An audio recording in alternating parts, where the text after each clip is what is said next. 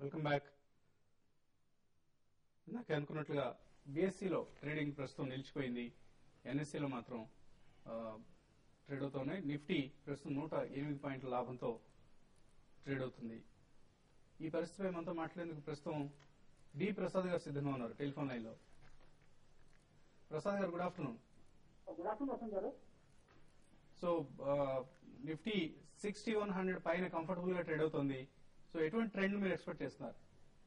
I think overall గా చూసుకుంటే ఈ లాస్ట్ 10-15 డేస్ లో లిక్విడిటీ క్రైసిస్ ఉండడం కారణంగా కూడా ఐ థింక్ మార్కెట్ చాలా స్ట్రాంగ్ రెసిలియన్స్ చూపిస్తుంది. 2 times 6,000 కింద లెవెల్ వెళ్ళి 5970 టెస్ట్ చేసింది, ఒకసారి బ్రేక్ కూడా చేసింది. బట్ ఫైనలీ క్లోజింగ్ లెవెల్ లో ఆ లెవెల్ కింద క్లోజ్ అవ్వలేదు. అది చాలా పాజిటివ్ సైన్. ప్లస్ ఈ షార్ట్స్ లోవర్ లెవెల్ లో ట్రాప్ అయిపోయారు. రిలయన్స్ రిజల్ట్స్ కొంచెం బెటర్ వచ్చాయి. ఐసిఐసిఐ డెఫినెట్లీ చాలా స్ట్రాంగ్ పాజిటివ్ సర్ప్రైజ్ వచ్చాయి. బిహెచ్ఎల్ నెంబర్స్ కూడా బాగున్నాయి. So overall front line stocks చూసుకుంటే మనకి ప్లస్ ముందు కూడా మాట్లాడుకున్న once Coal India listing closure date వస్తే లిక్విడిటీ మళ్ళీ తిరిగి వస్తుంది మార్కెట్ లో. సో ఓవరాల్ పాజిటివ్ సైన్ ఉంది. స్టిల్ కన్సాలిడేషన్ మోడ్ లో ఉంది. బిగ్ అప్మూవ్ ఐ థింక్ 6250 మీదే వస్తుంది. బై ఆన్ డిక్లైన్ స్ట్రాటజీ పెట్టుకోవాలి. బ్యాంకింగ్ స్టాక్స్ కొంచెం కరెక్ట్ అయ్యాయి. ఆ కరెక్ట్ అయిన బ్యాంకింగ్ స్టాక్స్ లోనే పొజిషన్స్ తీసుకోవడం మంచి స్ట్రాటజీ అనిపిస్తుంది. కొన్ని stocks like Canara bank, IDBI చాలా గుడ్ సెట్ ఆఫ్ నంబర్స్ వచ్చాయి. Quarterly numbers. మార్కెట్ సైడ్ వేస్ ఉండడం వల్ల అంత స్ట్రాంగ్ ప్రైస్ రియాక్షన్ రాలేదు, ఎస్పెషలీ ఐడిబిఐ. ఐ థింక్ ఈ కన్సల్టేషన్ లో ఐ థింక్ ఈ బ్యాంకింగ్ స్టాక్స్ ని పిక్ చేసుకోవడం ఒక ఆపర్చునిటీ దొరుకుతుంది. సో కోల్ ఇండియా ఫండ్స్ ఏవైతే రిఫండ్స్ వస్తున్నాయో ఇవాళ రేపు ఎల్లుండి 3 రోజుల్లో పూర్తి అవుతాయి. సో ఆ మనీ అంతా తిరిగి సెకండరీ మార్కెట్స్ లోకి వస్తుంటారు. ఐ థింక్ అంతా సెకండరీ మార్కెట్ లో రాదు. బికాజ్ అగైన్ కొన్ని ఫాలో ఆన్ పబ్లిక్ ఆఫర్స్ వస్తున్నాయి. కానీ I think substantial portion of money definitely secondary definitely వస్తుంది. సో ఐ థింక్ ఇది ఎక్స్పెక్ట్ కొంచెం బూస్ట్ ఇస్తుంది. కొంచెం లిక్విడిటీ డ్రై అయిపోయింది మార్కెట్ లో. ప్లస్ కోల్ ఇండియా వల్ల ఐ థింక్ ఈ ఫైనాన్సర్స్ కూడా అందరూ ఫండింగ్ చేయడం మానేశారు సెకండరీ మార్కెట్ ఆపరేషన్స్ కి. ఆ ఫైనాన్సింగ్ ఆప్షన్ కూడా అగైన్ ఓపెన్ అవుతుంది. సో దాంతో డెఫినెట్లీ మార్కెట్ లో లిక్విడిటీ వస్తుంది. ఓకే అండి, ఏవైనా స్పెసిఫిక్ స్టాక్స్ రికమెండ్ చేస్తున్నారా? ఈ మధ్యలో మిడ్ క్యాప్ స్టాక్స్ లో కేవల్ కిరణ్ క్లోజింగ్ చాలా మంచి సెట్ ఆఫ్ నంబర్స్ వచ్చాయి. ఈ సెకండ్ క్వార్టర్ లో 15 crores ఆఫ్ ప్రాఫిట్ వచ్చింది. కరస్పాండింగ్ లో 11 crores ఆఫ్ ప్రాఫిట్ వచ్చింది. సో ఇది అరౌండ్ 12 rupees 20 క్వార్టర్లీ ఎర్నింగ్స్ వచ్చాయి. కరెంట్లీ అరౌండ్ 551-552 రూపీస్ ట్రేడ్ అవుతుంది. అగైన్ 555-560 లెవెల్ క్రాస్ అవుతే 610 to 650 2 to 3 months time frame లో రావాలి. బేసిక్లీ దీన్ని ఫండమెంటల్ ఆస్పెక్ట్ చూసుకుంటే వీళ్ళు హై ఫ్యాషన్ డెనిమ్ సెగ్మెంట్ లో ఉన్నారు. చాలా స్ట్రాంగ్ బ్రాండ్ ఉంది killer jeans. Retail turn over చాలా స్ట్రాంగ్ గా ఉంది. Plus 50% almost Keval Kiran closing ఈ కిలర్ బ్రాండ్ వల్ల కంట్రిబ్యూషన్ ఉంది. స్ట్రాంగ్ బ్యాలెన్స్ షీట్ ఉంది. పాజిటివ్ క్యాష్ ఫ్లోస్ ఉన్నాయి. చాలా లో debt equity ratio. Working capital cycle చూస్తే అరౌండ్ 60 days ఉంది. ఇన్వెంటరీ లెవెల్ అరౌండ్ 40-42 days ఉంది. సో ఇది చాలా positive set of numbers. I think వీళ్ళు గోయింగ్ ఫార్వర్డ్ అవుట్ సోర్సింగ్ చేస్తున్నారు గార్మెంట్ మ్యానుఫాక్చరింగ్. సో దీనివల్ల బేసిక్లీ ఈ ఎబిటా మార్జిన్ కూడా చాలా బాగా ఇంప్రూవ్ అవుతుంది. ప్లస్ ఐ థింక్ ఈ డెమోగ్రాఫిక్స్ ఇండియన్ డెమోగ్రాఫిక్స్ చూసుకుంటే ఈ కన్జంప్షన్ స్టోరీకి చాలా ideal set of fundamental play. So I think నా long term around 750-800 rupees 1 year లో ఎక్స్పెక్ట్ చేస్తున్నాను. షార్ట్ టర్మ్ అరౌండ్ 610-650 ఎక్స్పెక్ట్ చేస్తున్నాను. 560 లెవెల్ క్రాస్ అయితే ఐ థింక్ స్ట్రాంగ్ బ్రేక్అవుట్ వస్తుంది. ఓకే అండి, థ్యాంక్ యూ ప్రసాద్ గారు. సో కేవలం కిరణ్ కి మాత్రమే కాదు, అందరికి డెనిమ్ జీన్స్ సప్లై చేస్తారు. కేవలం కిరణ్ క్లాతింగ్, సరదాగా ఉంది పేరు. ఎనీవే, జోక్స్ అపార్ట్, 555 లో బై చేయమంటున్నారు. 650 రూపీస్ వరకు 2 to 3 months లో పెరిగే అవకాశం ఉందంటున్నారు. So coal India refunds impact market మీద మీరు ఏ విధంగా ఎక్స్పెక్ట్ చేస్తున్నారు? సబ్స్టాన్షియల్ గా ఉంటుందని అనుకుంటున్నాను. ఎందుకంటే మనం రిపీటెడ్ గా చెప్తున్నాం అనమాట, లిక్విడిటీ క్రంచ్ ఉంది కాస్త మార్కెట్ లో. అది క్లియర్ గా లాస్ట్ థర్స్డే ఎఫ్ఎడో సెటిల్మెంట్ అప్పుడు కూడా కనిపించింది అనమాట. ఎందుకంటే రోల్ ఓవర్ కి ఆఫ్టర్ వెరీ లాంగ్ టైం చాలా కష్టపడాల్సి వచ్చింది. లాంగ్ లో ఉన్న ప్లేయర్స్ కి ఫైనాన్స్ దొరక్క. In fact Nifty gap at one time was 75 to 80 points అనమాట రోల్ ఓవర్ పొజిషన్ చేద్దాం అనుకున్న వాళ్ళకి. కాబట్టి డెఫినెట్లీ వన్స్ లిక్విడిటీ ఈజ్ అయితే కనుక స్పెక్యులేటివ్ యాక్టివిటీ కూడా పెరుగుతుంది. ఫ్రైడే నాడు వీక్ వాల్యూమ్స్ ఏదైతే కనుక ఎఫ్ఎండో సెగ్మెంట్ లో చూసామో మొన్న it will be past history కింద కూడా అయిపోతుంది. వన్స్ ఈ రిఫండ్స్ రావటం మొదలైతే తిరిగి 2 lakh లెవెల్ వాల్యూమ్ కూడా మనం ఎఫ్ఎండో సిరీస్ కానీ ఇటు ఎన్ఎస్సీలో కానీ చూడటం పాసిబిలిటీ కూడా బ్రైట్గా ఉంటుందండి. Definitely it makes a lot of impact on secondary market. Okay అండి. కిషోర్ హైదరాబాద్ నుంచి లైన్లో ఉన్నారు. కిషోర్ గారు, హలో. హలో, గుడ్ ఆఫ్టర్నూన్, చెప్పండి కిషోర్. 1.5 year బ్యాక్ భారతీయ ఎయిర్టెల్ 350 లో తీసుకున్నానండి. ఇప్పుడు ఇంకో 3 months వెయిట్ చేయగలను. హోల్డ్ చేయమంటారా లేదా ఇంకేదైనా స్టాక్ కి షిఫ్ట్ అవ్వమంటారా? ఒకవేళ ప్రాఫిట్ వచ్చే స్టాక్ ఏదైనా కుటుంబరావు గారు సజెస్ట్ చేస్తారా లేదా ఇంట్లోనే ఉండమంటారా? 3 months నాకేమైనా ప్రాఫిట్ వచ్చే ఛాన్సెస్ ఉన్నాయంటారా? ఓకే అండి. 3 months అంటే స్పెసిఫిక్ గా చెప్పడం కష్టం అండి. బట్ భారతీయ రీసెంట్ కరెక్షన్ ఏదైతే వచ్చిందో కనుక అది 317, 316 దగ్గర కాస్త మేజర్ బాటమ్ ఫామ్ చేసిందని అనుకుంటున్నా షార్ట్ టర్మ్ కనమాట. అక్కడి నుంచి తిరిగి రిలీఫ్ ర్యాలీ ఏదైతే స్టార్ట్ అయిందో అది స్టాక్ ని తీసుకెళ్లగలగాలన్నమాట, all the way up to 360 కూడా. బట్ ఇప్పుడు వచ్చే రిజల్ట్స్ కూడా క్లియర్లీ ఇంపాక్ట్ కనిపిస్తుంది దానిపైన. బట్ బేసికల్లీ ఇలాది African operations are looking to be very profitable. The way restructuring అక్కడ జైన్ కానీ అన్ని చేయటం చూస్తూ ఉంటాయి. కాబట్టి more than 3 months if you can wait for full financial year up to FY11 ending వరకు నేను అనుకోవటం Bharti can surprisingly touch even 420 అని చెప్పేసి అని అనుకుంటున్నాను. ఇఫ్ ఎట్ ఆల్ మీరు భారతీ నుంచి షిఫ్ట్ అవుదాము అని అనుకుంటే కనుక ఫ్రంట్ లైన్ స్టాక్స్ లో for me Reliance looks far better అనమాట. ఇవాళ అనదర్ కపుల్ ఆఫ్ డేస్ ఇదే 1100 లెవెల్ పైన క్లోజ్ అయితే కనుక Reliance may rally all the way up to 1250, 1260. Okay, next caller Kumar Hyderabad నుంచి లైన్ ఉన్నారు. కుమార్ గారు, గుడ్ ఆఫ్టర్నూన్ అండి. మా దగ్గర రిలయన్స్ ఇండస్ట్రీ 1100 హోల్డింగ్ లో ఉన్నాయి. అది 1 year బ్యాక్ నుంచి. ధనలక్ష్మి బ్యాంక్ వచ్చేసి 287 లో ఉన్నాయి. ఇది మనకు ప్రాఫిట్ బుక్ చేసుకోవచ్చా ఏంటి? ఓకే అండి.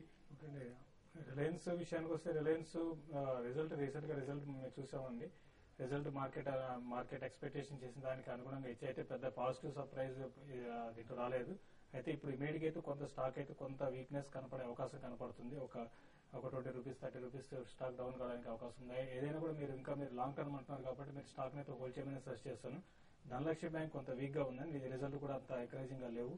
ధనలక్ష్మి బ్యాంక్ మీరు ఒకసారి ప్రాఫిట్ బుక్ చేసుకొని దీనికన్నా వేరే బ్యాంక్ లైక్ సిండికేట్ బ్యాంక్ లాంటిలో ఇన్వెస్ట్ చేయమని చెప్తున్నాను. ఆల్రెడీ ధనలక్ష్మి బ్యాంక్ లో మీరు ప్రాఫిట్ ఉన్నారు కాబట్టి ఒకసారి ధనలక్ష్మి బ్యాంక్ ఎగ్జిట్ అయిపోయి సిండికేట్ బ్యాంక్ లో ఇన్వెస్ట్ చేయమని చెప్తాను. నెక్స్ట్ కాలర్ చంద్రశేఖర్ మహారాష్ట్ర నుంచి లైన్ లో ఉన్నారు. చంద్రశేఖర్ గారు, సరే సార్. చెప్పండి. చంద్రశేఖర్ గారు, మహారాష్ట్ర ఎక్కడి నుంచి మాట్లాడుతున్నారు? Hello sir. సార్ నేను SBI హలో సార్, చెప్పండి, వినపడుతుంది. SBI LIC స్మార్ట్ లుక్ లో ఇన్వెస్ట్ చేశాను సార్.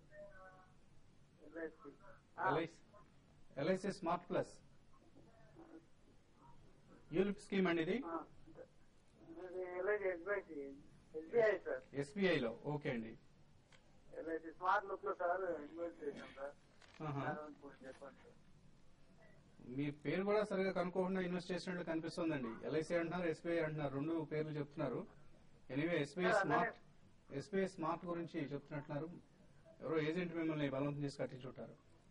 ఎంత ఇన్వెస్ట్ చేశారండి? ఎప్పుడు ఇన్వెస్ట్ చేశారు?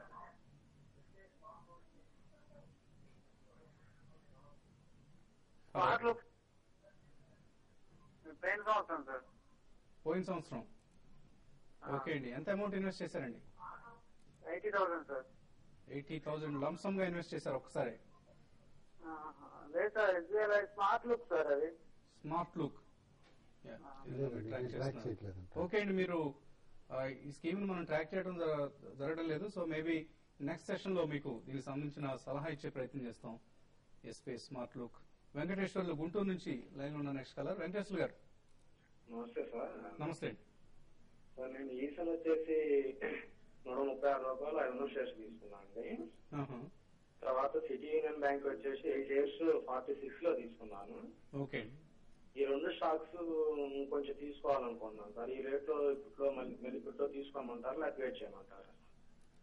ఓకే అండి. సిటీ యూనియన్ బ్యాంక్ అయితే మీరు కరెంట్ లెవెల్స్ నుంచి ఒక ఏమాత్రం చిన్న కరెక్షన్ వచ్చినా ఈ స్టాక్ తీసుకోవచ్చు అండి. రీసెంట్ గా చాలా స్పర్ట్ వచ్చి స్టాక్ అయితే మంచి అప్ ట్రెండ్ లో ఉంది. కాబట్టి మీరు చిన్న డిప్ వచ్చినా కూడా సిటీ యూనియన్ బ్యాంక్ మీరు బై చేయమని సజెస్ట్ చేస్తాను. ఇది ఫ్యూచర్ లో అరౌండ్ 75-80 లెవెల్స్ కూడా టెస్ట్ చేసే అవకాశం ఉంది. కాబట్టి చిన్న డిప్ వచ్చినా కూడా బయింగ్ ఆపర్చునిటీగా తీసుకోమని చేస్తున్నాను.